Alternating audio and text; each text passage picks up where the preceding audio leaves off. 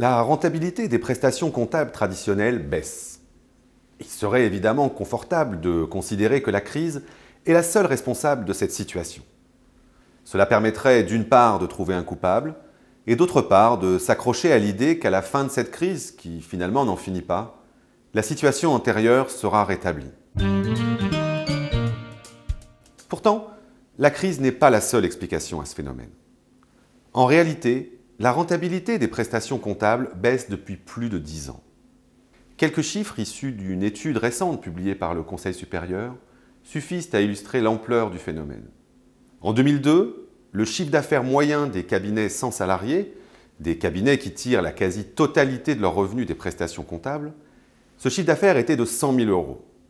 En 2011, il était de 100 000 euros.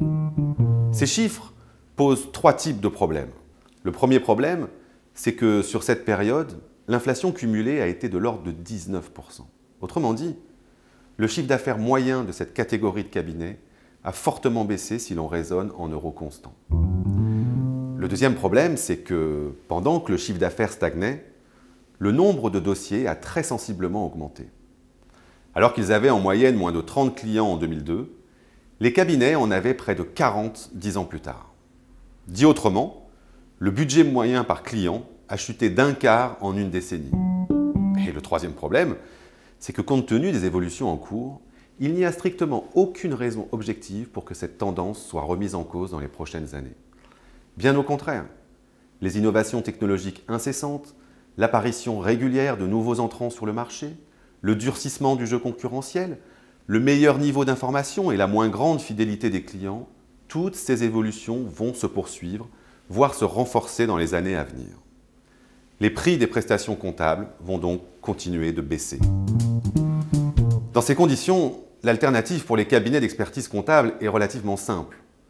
S'apitoyer sur leur sort en regrettant le bon vieux temps et en attendant que ça revienne, ou alors développer enfin des prestations à plus forte valeur ajoutée. Des prestations qui répondent véritablement aux attentes et aux besoins de leurs clients et pour lesquels ces derniers accepteront de payer.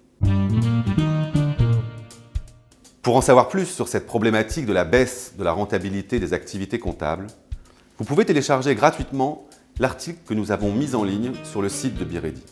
Si vous souhaitez échanger sur cette problématique avec nos experts, n'hésitez surtout pas à nous contacter.